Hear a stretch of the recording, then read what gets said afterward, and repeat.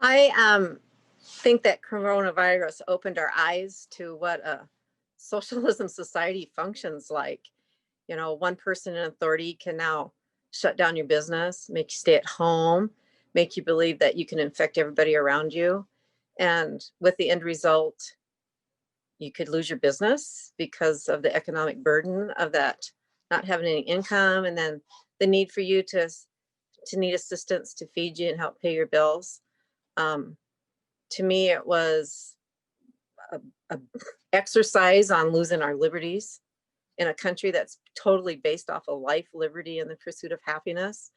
I believe Montana should have taken the South Dakota approach because we are free to choose in America. If you're at risk, make that choice. Have services delivered to you. Stay safe. Um, and people should not have had to stay at home that are well.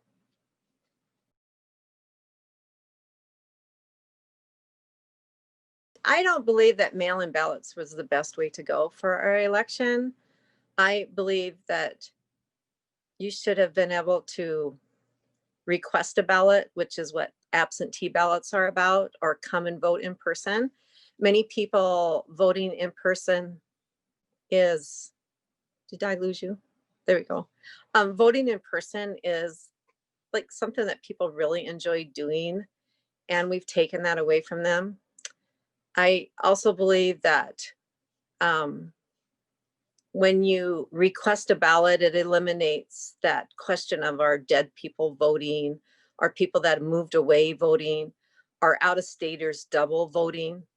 And because it's really hard for a dead voter, to request or come to the election polls. We have found on our list that we've gotten as we've been out campaigning, a lot of people on the list that aren't living in those houses. And so that makes us question that. If the question is about staffing on election day, and that made the final decision for our county to go that direction, I believe we could have reduced the staff on election day by having election judges for each House district instead of each precinct.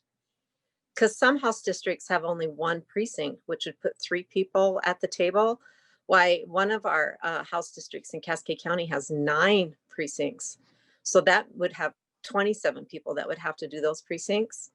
So, and again, if 80% of the voters vote absentee already, if, with my business, I would only staff 20% of my staff that day to fulfill the requirements of what needed for the people to come in. So I think there could have been other options than the one that we're taking. And I don't feel a security in mail-in ballots.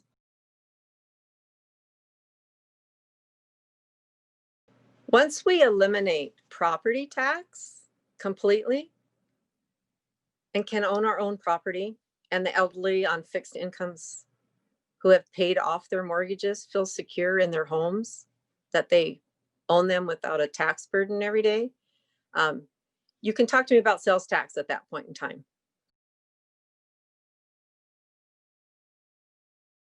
This question is really for the federal government, which I'm not a federally elected official. So marijuana, it will not be legal in Montana, even though we're going to believe that is legalized, because it is not legal in the United States.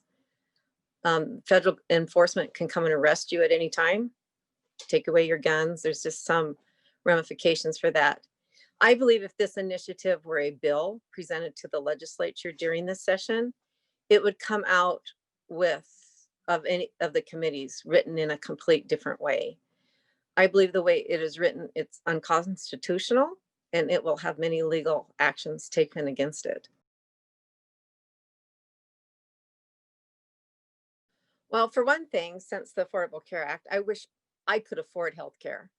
I haven't had a personal physician for 25 years and only use doctor services for my dentist and my eye doctor. Yet my premium went from $250 a month to over $1,150 a month. So those of us that should be paying less are now paying more on that. I believe in competition and free enterprise. This is where we'd get the best services, and I believe the lowest costs. in healthcare. And my final one is, nowhere in the Constitution does it say that the government should provide care for those that can't care for themselves. I can't find it. Yet, the scriptures are very explicit on saying, feed the poor, take care of the widow, clothe the naked, tend to the people who are orphans.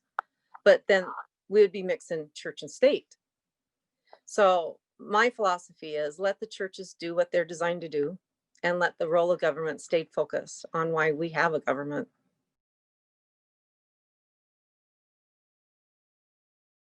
People are tired of campaigning. They're very tired of negative ads. Many have said that they will vote for those who don't do negative ads. And I say, well, I guess then my district's going to vote for me because I personally have not done any of those. It's not my style. Vote for me because of who I am, what I represent, and how I represent you. That's how I do it, and that's how I would represent them. I also have found a second issue that people are scared of the effect of this election. It doesn't matter who wins the presidency. They see a world of conflict and of unrest, and it really concerns me as a legislator. And I pray that this is not the first American election that ends in bloodshed. And I believe that is of real concern to my people in my district.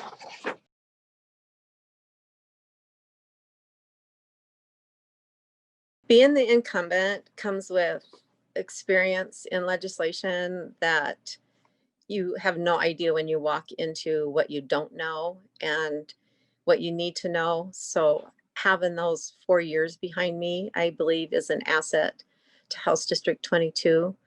I now have connections with other legislators across the United States that when issues come our way that I can reach out to. I have met with directors of different federal agencies with concerns in, small town Great Falls that I have business cards to and could call them when questions come up.